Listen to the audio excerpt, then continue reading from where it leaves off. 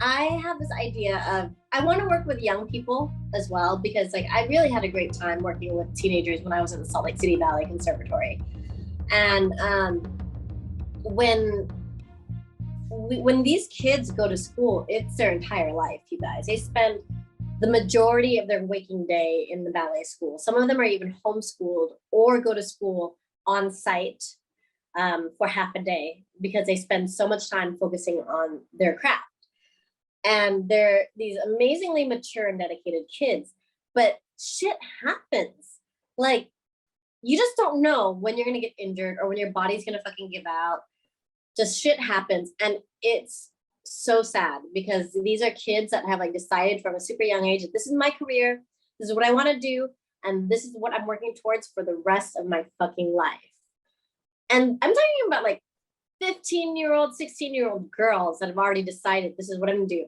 Like, it's really abnormal. Gymnasts and ice skaters are also like this. And so I had this idea that this little girl in high school is working towards her graduation performance. And in a lot of these boarding schools, that's a big thing. Like your graduation performance, if you get a good role, you're on stage, and then that's when like the scouts come for you. Like the scouts are in the audience. It's not just your mom and dad and your like fellow administration. Scouts come from other companies or from other bigger schools. So if you want to move on to a like continuing education, you need to have this performance under your belt and they need to see you. But this little girl gets hurt and injured before her graduation performance. And so all she can do is like watch her classmates take her role and get the show together, and she's not a part of it. And she's falling into depression, and her parents don't know what to do because her parents aren't dancers, her parents aren't art people. And so they do the thing that like non-art people do. They're like, we got you a dog to make you happy. You know what I'm saying? Like, I can't have a baby, but I got you a puppy. like this kind of attitude, because they don't understand how like crushed their daughter is.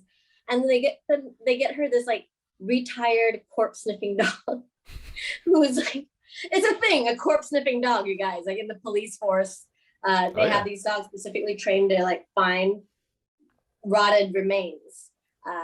And you'd be surprised, they're not always like bloodhounds either. Some of them are just like regular old dogs like Adelaide, or some of them are like beagles or whatever. They're not like these crazy aggressive looking dogs. And she and this dog build this relationship together because she's like, well, what the fuck? Like, okay, I guess we're stuck together now. I can't go to ballet class. I can't go to rehearsal. I have this dog that's like too old to work, but like still has a lot of life left in it. And as their relationship builds, she starts to notice like weird shit happening around the dog. And it's that the dog isn't just a corpse sniffing dog. It like sees spirits. Oh. Have you guys ever heard this? It's an old folksy legend where if you see a dog at night, like around midnight, staring at nothing, right? If you look between its ears, right? If you like get on its level and look between its ears, you can see what it's looking at, and it's usually a spirit.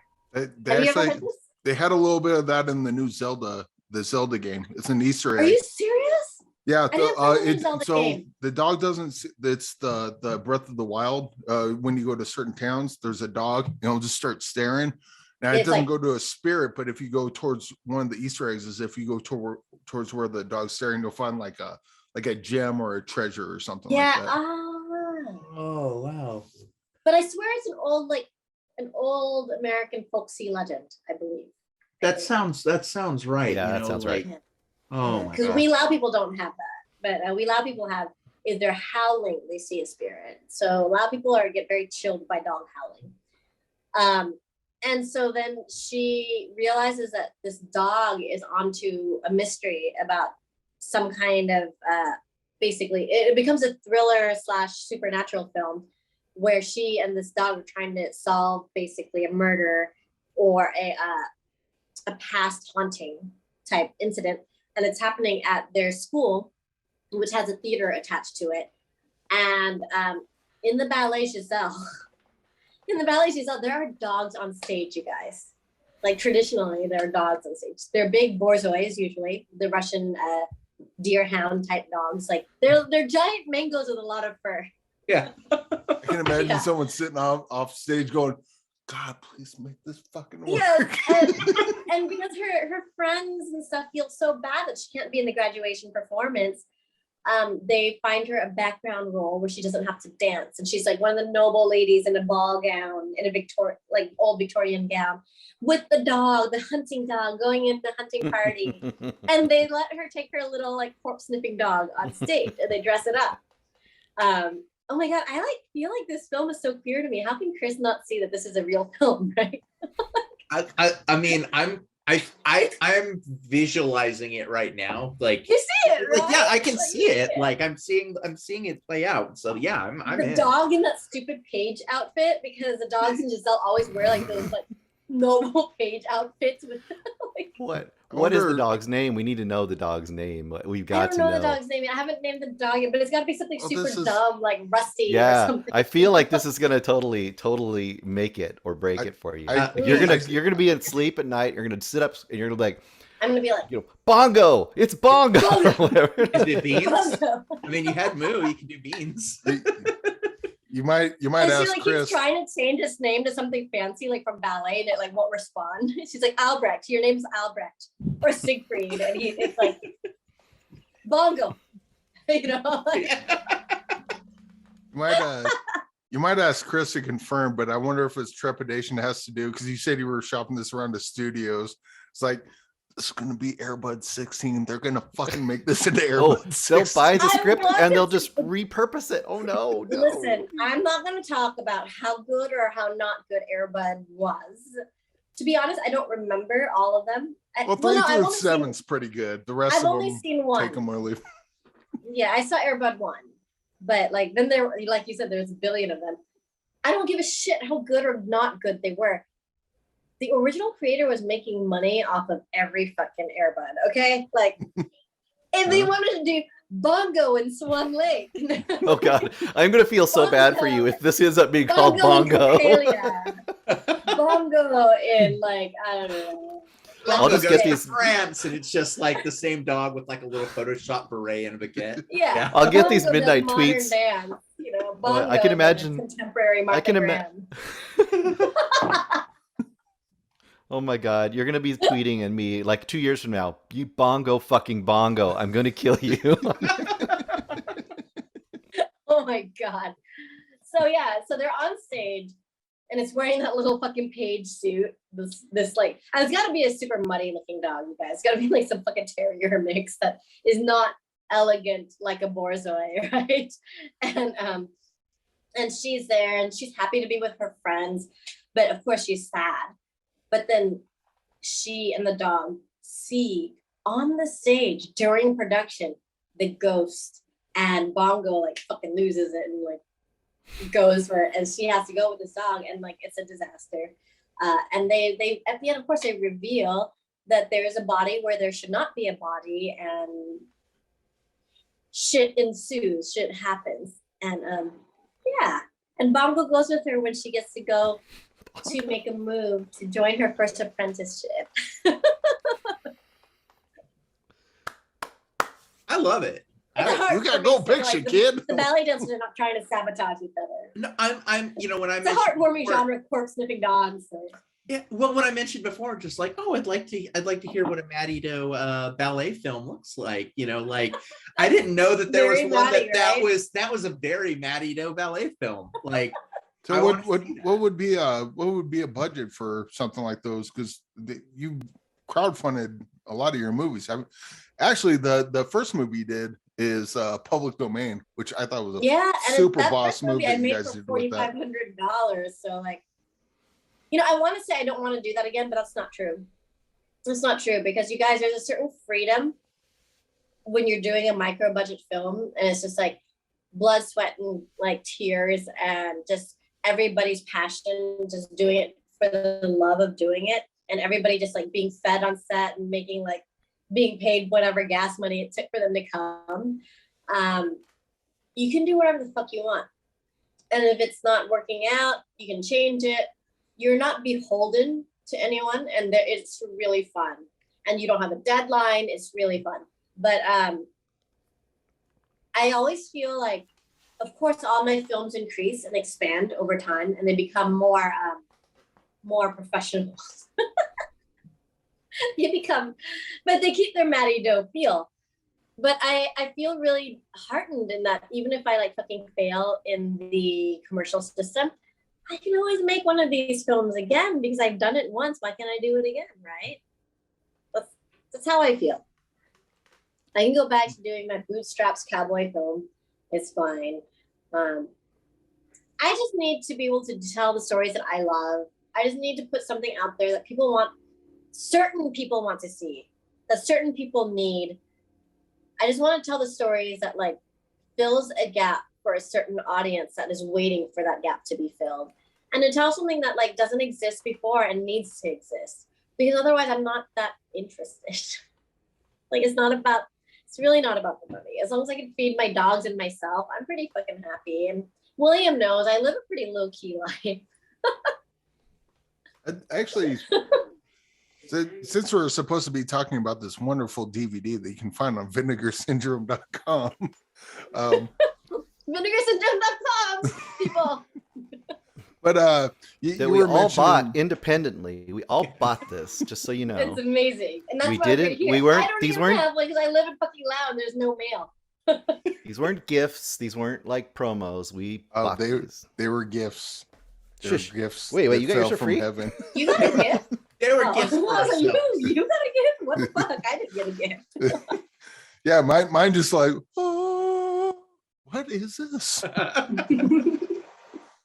But like you were talking earlier about how like Lao doesn't have a lot of films, or like the film, I guess the thing, film whatever culture isn't there very much.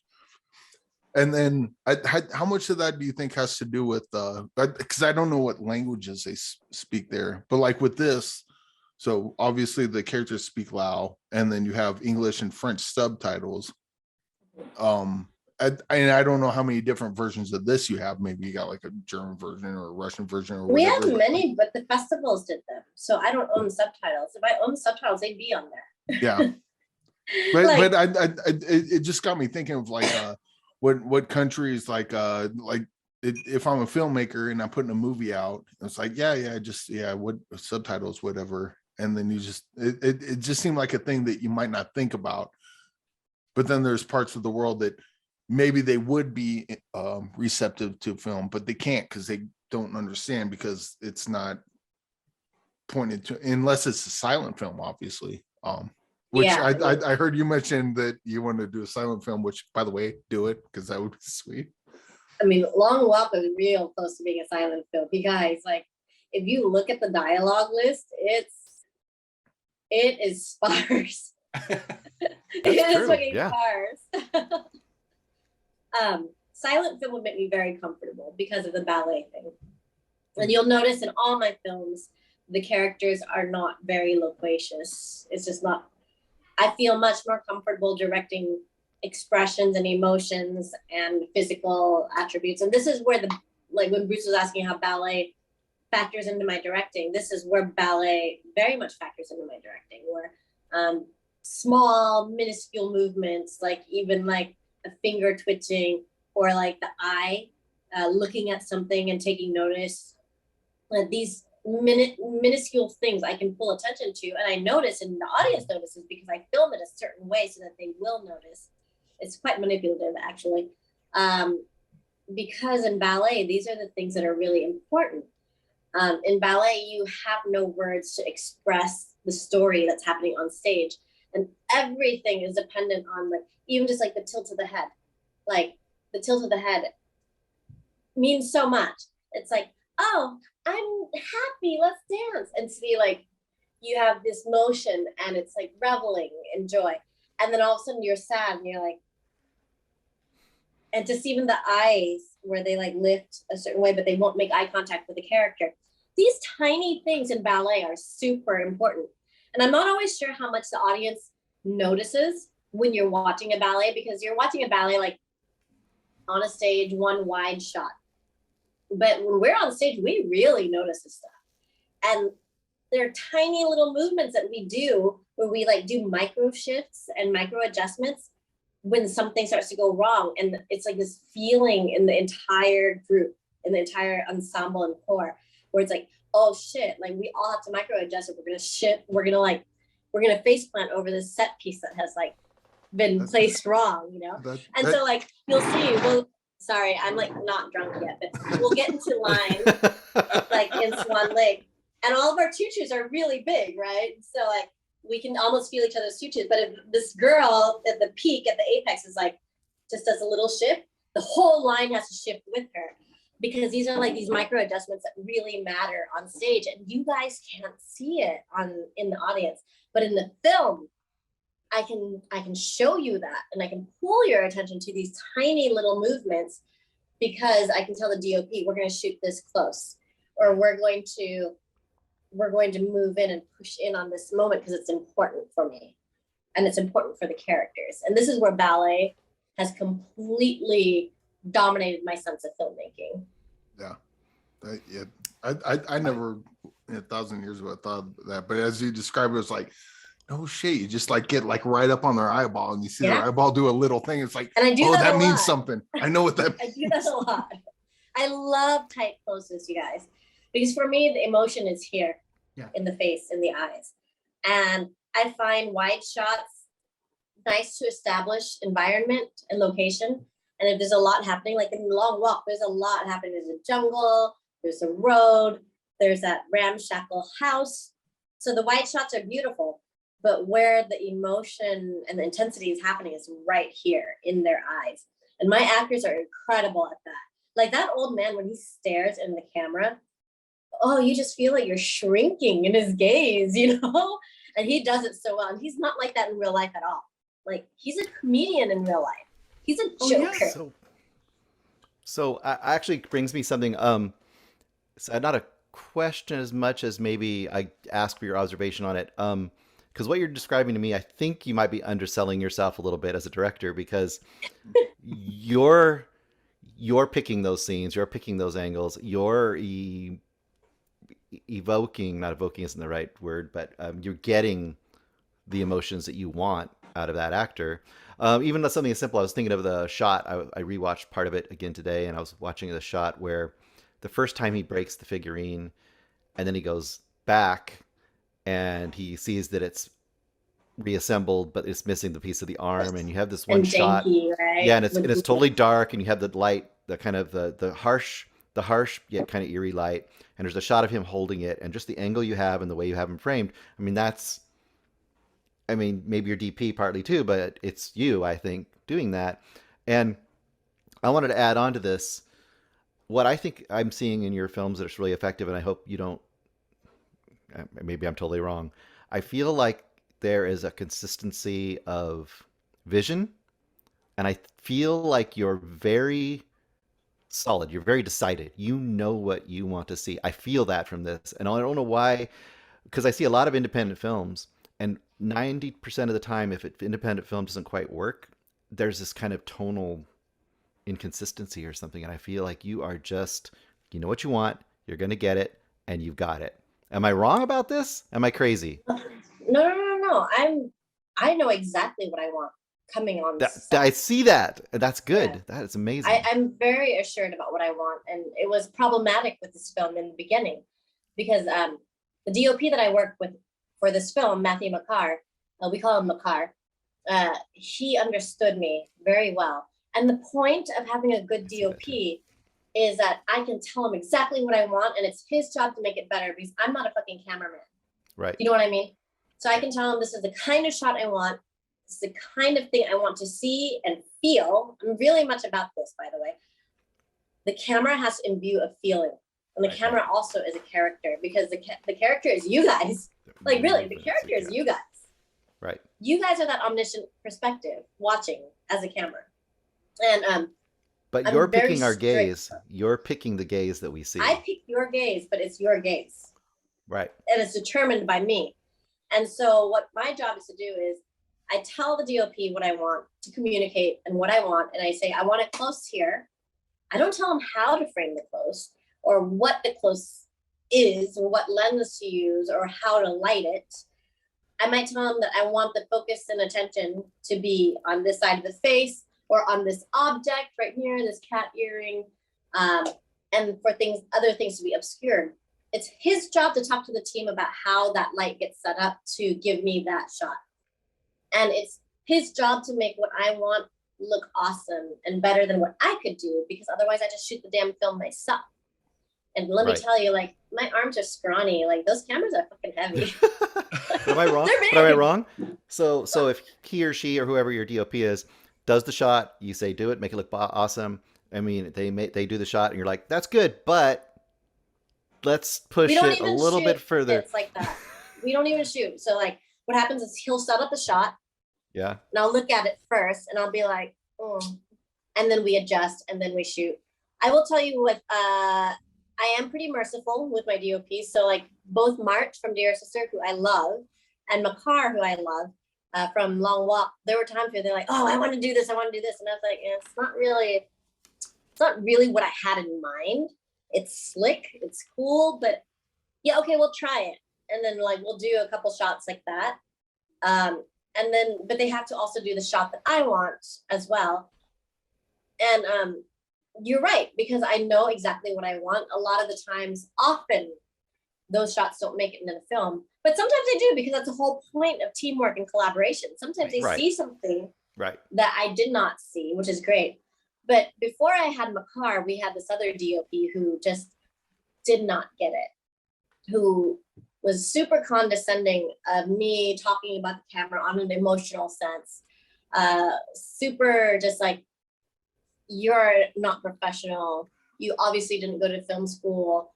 Like, you don't know what you're talking about. I don't understand you. Like seriously, you guys, like he literally said, you don't speak the language of film. He said, you speak a lot of languages, but you don't speak the language of cinema. He said that to me and Nick. This is a huge pet peeve of mine. When people try to be kind of what they call that, gatekeepers. I was going to say art. Gatekeeping. Yeah. The whole idea of like Mattie, I know you love cooking. It shows in the movie, and it shows in your awesome TikTok video, which I made, by the way. That stuff is awesome. It's yummy, right? Even I'm totally. I'm thinking I might use that as a glaze when I smoke the steaks. I'm going to try that. You can marinate meat in that. Oh, no, really not marinate. So I'll take the sauce from that and put it on the steak, put it in the smoker. I could try marinating for sure. Try it, because fish sauce is weird. Fish sauce, when exposed to heat, it's always like the last ingredient you use when exposed to heat, because it burns off and changes. So yeah, well, oyster sauce. But that's oyster kind of oyster sauce is what you use, dude. That's kind of the point I'm getting at, though. Is like you talk about food, you talk about film, you talk about painting, you talk about writing, you talk about music, whatever it is. People always like to make it seem like it's more important than it is, in the sense that making it, not obviously I value art highly, but like you're not a filmmaker because it's blah blah blah, and you couldn't possibly understand the genius that's involved. It's like, no, you need like it's a skill. I have an idea, and I want to transfer that idea to the people that watch this. It's just all about clarity and intention. And so intention is really important, you guys. Intention is super important. And so when you're describing your previous DP, which by the way is on a interview which you can watch in the Long Walk video. Man. But I feel like I'm smearing him. I'm sure he's a nice kid. No. Well, I'll lend this out to him. Like I think he's confused. He thinks that this bit of art has to do with these parameters, blah blah blah, and you must do this, and you must, it's gatekeeping. And he comes from a big film family. Like he comes from a big film family. Like he has lineage, so it could be that he only knows one way to do things. And so to meet someone who's as cowboy as me, and who is not technical, who does not speak the language, like he said, the technical terms, I could see that. But at the same time, there's an artistry to cinema, like there's an artistry to ballet, and there's an artistry to all of these other things. That is more than just the skill. Yeah. Do you know what I'm saying? It's that intention and that communication again. Yeah. So you guys remember the interrogation scene? Yeah. So in the interrogation scene with my producer Dongmani, like he hates it. I put him in every film. He acts in every film. He's so good, but he's just like, I have to produce and act. Like, what the fuck, Mattie? One day I'll bring him to Fantastic Fest. He would be he would have so much fun. He would be drunk every day. You know, I told my DPs, the one that Anik fired and Macar, the same exact things. I said, I wanted to feel like the world is closing in on him. I wanted to feel like it's becoming claustrophobic. He has no escape. He has no recourse. And he's like, things are crumbling in on him and he's about to be buried. And so like I said, I want the camera to close in on him and push in. And then as soon as the cops like are off the trail, it like, I want to open up and he has this like, the camera to feel like a sigh of relief, like they don't know I'm a murderer, you know, and it opens up. And Macar understood that immediately. And you see that in the film where it's tense and he's making a confession. Like he's literally fucking confessing in that scene. And the cops don't get it, but he's admitting that he's done what he shouldn't have done. He's taken matters into his own hands. And the other DOP was just like, you're not making any sense. Like, this is ridiculous. Like, what are you even talking about? This is not how people talk about film. Like, it doesn't make any sense at all. And I felt, you guys have to admit that there were moments where I felt like, am I wrong? This is my third film, right? Were the first two just lucky shots? Like, the first film was definitely just lucky because it was the five of us and my dog making a fucking film with that camera that you saw. And in the second film, there were ups and downs, but we were also a tight team. We were like 10 people making a film. So like we doubled our team of 5 and turned into a team of 10 with these Estonian filmmakers, producers and DOPs and sound people that were like, they were incredible. And it was difficult because they didn't have everything that they normally work with here in Lao, but they did it. They took it in stride. And so now I had like a very big team with like 20 people and with a bigger budget and with this camera team. Before it was a bigger team. Like the film that you saw now is only 20 people, but that cameraman brought like a team of 7 to help him. I have never had a camera team that big in my life. Like Chantali had just us, well, 5 people. And then Dear Sister was the cameraman and that was it. And we all like, and a grip and that was it. And we like all ran around and helped him. And in Long Walk, that cameraman brought a team of 7 and we didn't even know how to budget for a team of 7. And it was like wild because it's like, maybe I just don't know how professional people work. I had a lot of self-doubt, I have to admit. Yeah. And it was like gaslighting almost. That's it exactly. The idea, you know, that you're not doing art right because you're not doing it the right. long, drawn out way that we do it. Yeah. And to your point, the arduous way, right? The arduous way. To your point, you asked, am I doing it wrong? Maybe you are, but isn't that the point of art? Isn't that the point of experimentation? If you don't, if you don't risk being wrong, communicate, right? Yeah, that's the only measure of right or wrong is if what you intend to get out, people just don't get it. Then it's like, okay, I didn't do something right. That's it, right? And on top of that, let's say you try something, and let's say it's the wrong thing to do. You tried it, but what if you try the thing and it works awesomely? Then you just created a new thing that wasn't there before because you didn't do. Career in filmmaking, you guys. It has been in my entire career.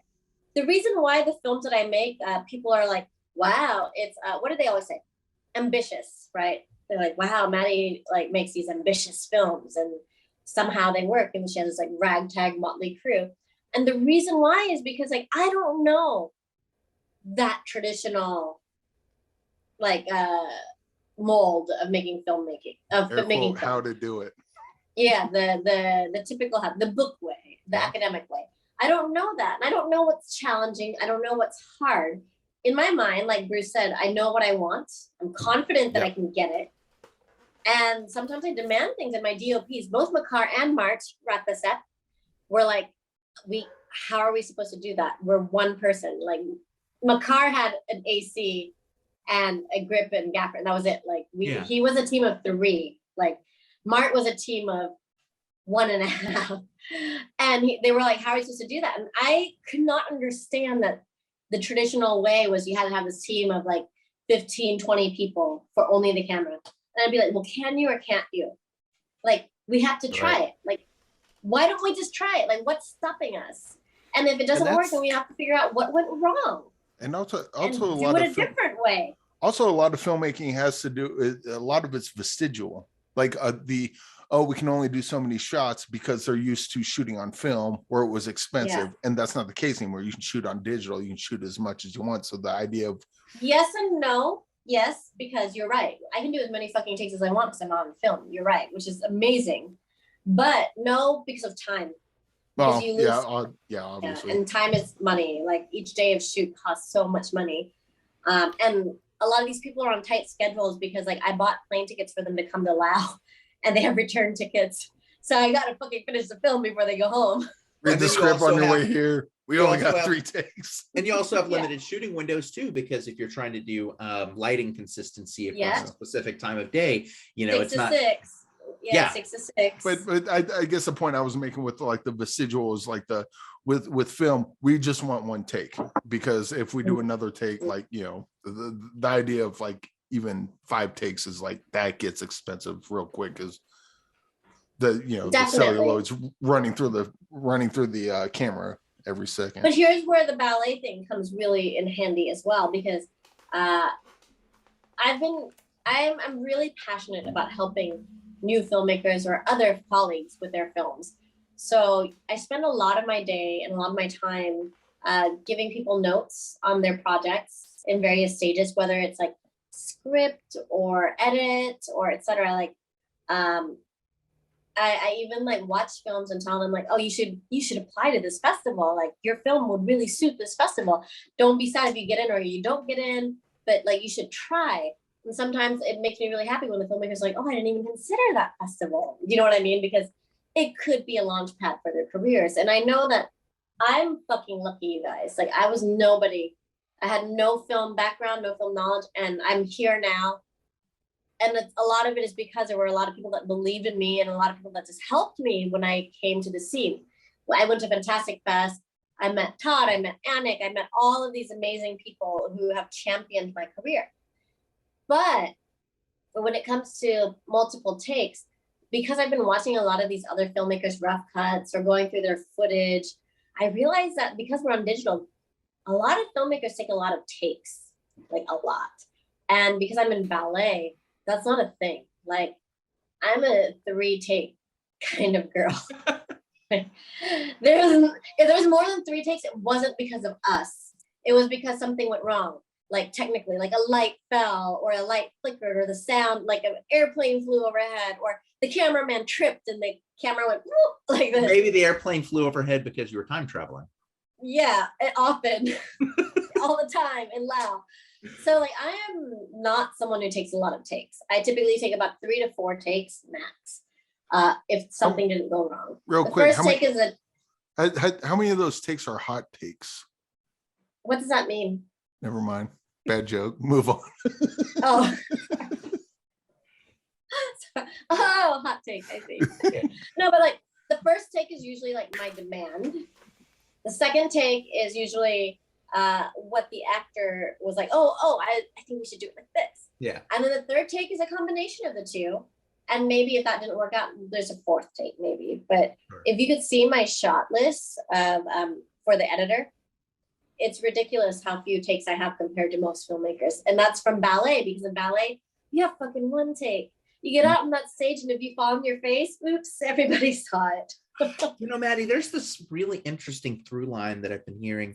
You mentioned earlier about with ballet, there's these like super subtle movements that, maybe the audience can't see because we're panned way back. And I think that one of the things that's been really popping into my head here is I think that those things communicate emotion, even if as an audience, like I can't see necessarily the technique to it because I'm not a dancer, right? But when I see those motions go down, even if I don't know, like she's doing this right now to make me feel this, I'm feeling what the actor is projecting. And I think that's what I see, that same through line with your films too. And that's one of the things I'm drawn so much to your films about, is that there are some films that are technique first and that drives emotion. And I think yours are the other way around. Yours is you hone in on that emotional piece first, and then you find the technique to get that. We saw that all the way through, The Long Walk, where we have all of these moments of these subtle push-ins like you talked about, or these moments where a character is figuring something out, or when a character is coming to grips with something that's maybe both literally and metaphorically haunting them, right? And we don't have to have these like, you don't have to like spell things out for us by like doing like an aside, a cutaway or something like that. You let the emotion tell the story in a great way. Even in Long Walk, I love that there's a moment at the very beginning that's disorienting because you don't do like a previously or a flashback or something to let us know. The time starts moving and we're sort of drawn into sort of like, well, looking at this little puzzle box, and as we start to see how the pieces come together and which time is which, I don't know, I feel more invested. So I don't sit there watching your films thinking like, she shot this shot for this, she shot this shot for that. I sit there watching your films going, I felt this way, I felt that way. And I know there's a lot of technique that goes behind that, but I'm hearing so much of what you're putting down here, because that emotion, that's super important to me, is that the audience has an emotion attached to, I'm not just saying the shots, but to the moments and to the sequences into the film, because that's how I watch a film. Film has like been a little bit ruined for me since I became a filmmaker, because now I also see the technique, right? Yeah. And so sometimes I'm just like, oh my God, like that's so obvious and so blatant. But I have an expectation of my audience where I think they come to a movie because they want to discover. I believe that they want to have this emotional resonance with the film, and that my films are not for everyone. I admit that, but I'm not saying that if you don't understand my film, you're dumb. But I put a lot of trust into my audiences to be able to take the challenge of watching a film and waiting and being patient enough and being detailed enough to notice these small things and collect these details. To add them up to the next event. Like, it's super true that for The Long Walk, I would say for the first quarter, almost half of the film, you don't know what the fuck is going on. But that's okay. For me, that's okay, because you just have to trust that it's going to come together. And it does spectacularly come together. But there are some people who are not patient enough to wait for it to come together. And I understand, because it's not their fault. The film industry has bred a new audience that is extremely impatient. It's a new social media audience that expects everything to happen within 1 to 5 minutes, like TikTok or Instagram, right? Yeah. And to be led by the hand, or to be told through flashbacks or through exposition what's going on. But those are not the films that I personally enjoy. And I also think that sometimes it's demeaning to an audience who wants to be challenged. And so, like, I'm specifically making my films for that kind of audience that wants to go on a journey and wants to have this discovery and wants to have an experience when they watch a film. So that's why I'm saying, like, The Long Walk is not for everyone. Neither is Dearest Sister. But for the people who trust that journey and trust that these things will reveal themselves in the film, they have a lot of fun with the film. And it's almost like a detective film, right? Like you're piecing shit together with actual characters. And besides that, one of the things that I really pride in my films is the rewatchability of them. Like, you can go back and watch it Long Walk and discover something new and have a completely new experience. You can rewatch Long Walk multiple times and like learn something new. And all of my films, I really want that, because my favorite film is Ratatouille. And every time I go back and watch Ratatouille, I feel like I'm noticing a new detail. I feel like I'm seeing something different, and it's always fun. It's always something new. Like, oh my God, yeah, that is how a French kitchen works, or like all these minor things. Like, it's always fun on the next rewatch, or always gives me something to mull over on the next rewatch, you know? And you've definitely added another piece of rewatchability too by adding in your DVD in the Blu-ray notes the long sip. The long sip, the long drink. My sip is empty. Oh no. Yeah, it was a fun watching experience last night to sit down with the drink, going through the process of making it, and then of course you and Adelaide and your husband watched it with the drink. Oh my God. Oh my gosh. And fried chicken. We're sitting there watching that, and of course Adelaide was puppy was chewing on everything during this. So but no, I have the drink, and maybe that helped too. But it was so nice because it added an extra layer to it because of the brewed tea that exists within the film, right? So it almost had like I would, whenever he would make the drink and sometimes put the little pill in it or what have you, I'd take a sip too with it, because I was like, all right, I'm giving you a roofie. Oh my God, William, that would be terrible. No, no roofies emoji, but it was like a I don't know, it almost made that aspect of the film almost diegetic, right? I felt like it was like I was experiencing that drink at the same time that it was being drinked on screen, and again, it added to the rewatchability. Yeah, when he makes that tea, it's like, oh, I know what those things are. I got those over here. He's making it like time for a sip. No, but you guys, that's another thing that I really want about my films. It doesn't matter if it's a Lao film or a ballet film that takes place in God knows where, right? I really want my films to feel immersive. Like, you understand what it's like to be there. Like, you feel like you're in the Lao jungle when you watch Long Walk. You feel like those bugs are buzzing around, and like it's hot and humid outside. You're having that drink and you're getting a little tipsy because he's not using it with alcohol. He's using it with actual barbiturates, right? But you're starting to get into this zone. And I feel like a lot of my films are super immersive like that. And I really want that, because one of the things that I have the pleasure of doing and the privilege of doing is to share my culture and tradition here in Lao. And it's not from this like exoticized lens that a lot of maybe Occidental people would do, like Apocalypse Now style, or like whatever Asian mystic fantasy, magical realism bullshit style. Like exotic tourism, yeah. Yeah, it's literally my view and perspective and bias of the place that I live in.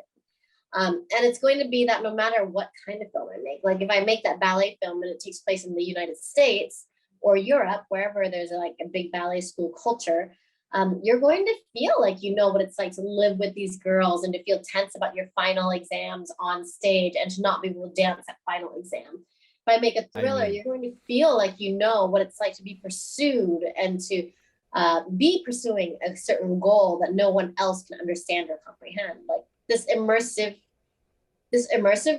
is really important, I think, in filmmaking, because that's how you can draw associativeness with the audience. You're not a werewolf, you're not a vampire, you're not a witch, you're not a ballerina, but you can feel those same emotions that they feel because of that kind of like inclusivity in the way that I make my films, you know? I might be a werewolf. If that Bongo movie takes place in Utah, that's going to be something to see. I can tell you. Actually, I would love for it to take place in Utah, because if I did make it in Utah, fuck, I have access to all the dancers.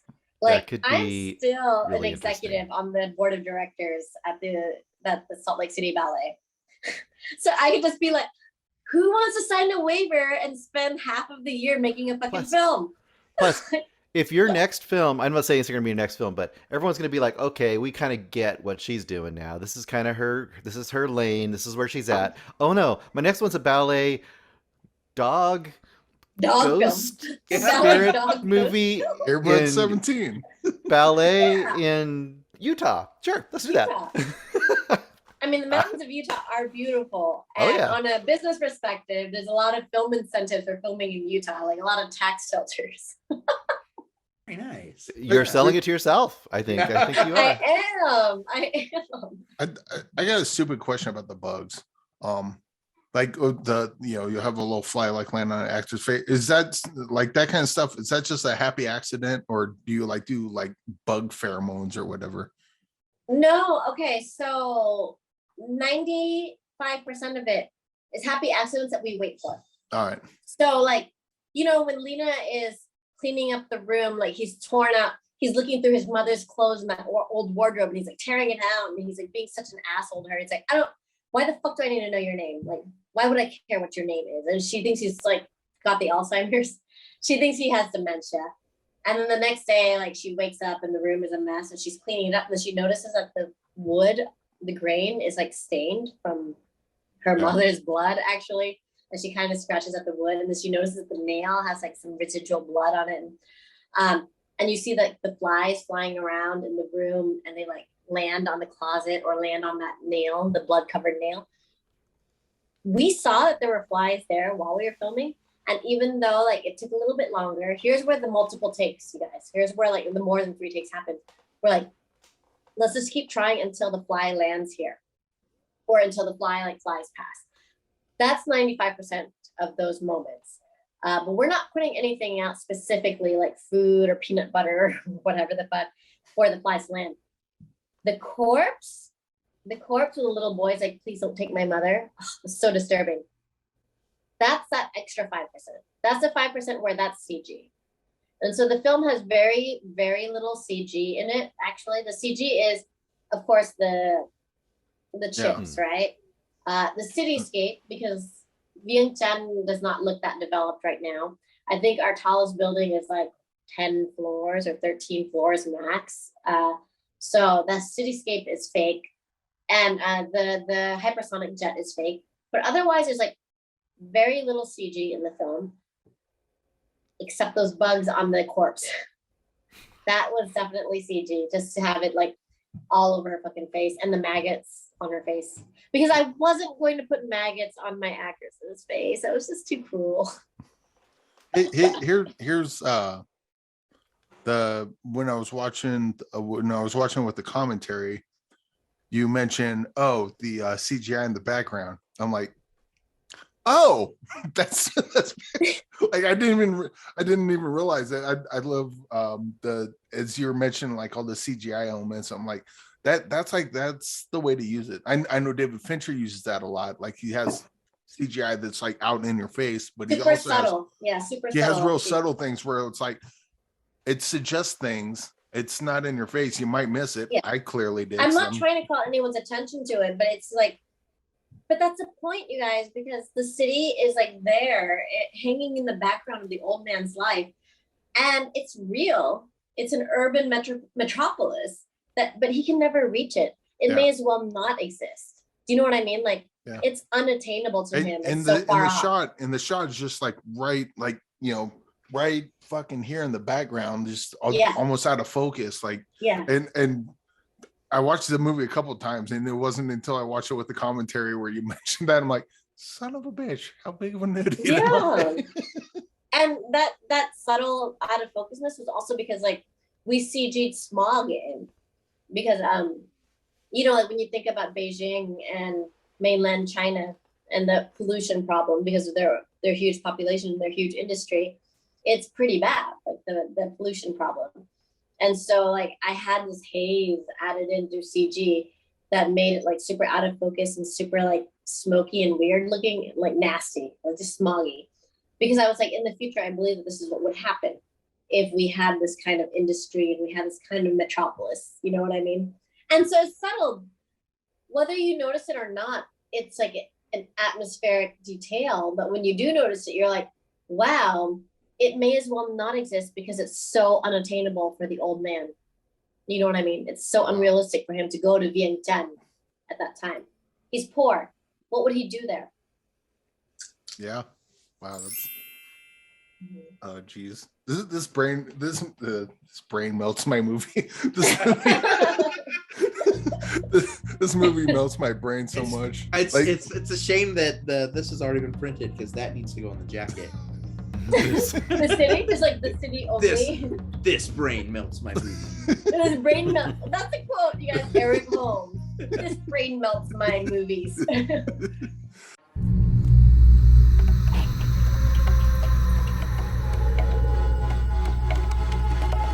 ข่อยพาเจ้าไปเบิ่งอันหนึ่งจนเจ้าอยากมากับข่อยก็มาเด้อตรงย่านบ่มีไม่เคยมาดอกนี่มันคักเด้เจ้าอยากให้เอาศพเจ้ามาฝังนี่บ่ก็จะดีเด้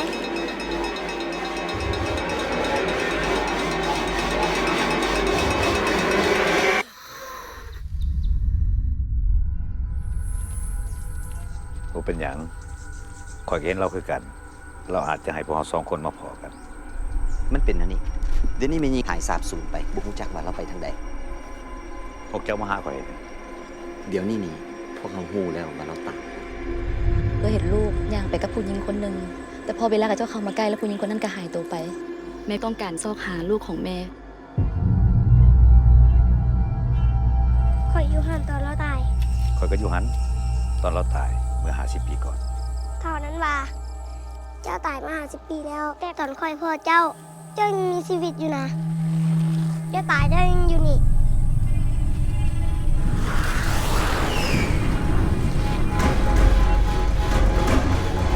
บางคนเจ็บปวดหลายคนก็สวยเข้าไปแบบบ่ทรมานเวลาเฮาเฒ่าถ้าว่ามีเด็กน้อยมาต้องการให้เฮาสวยเจ้าก็สอนเขาแบบนี้อันนี้เป็นวิธีสวยของเขาเจ้าเข้าใจบ่โป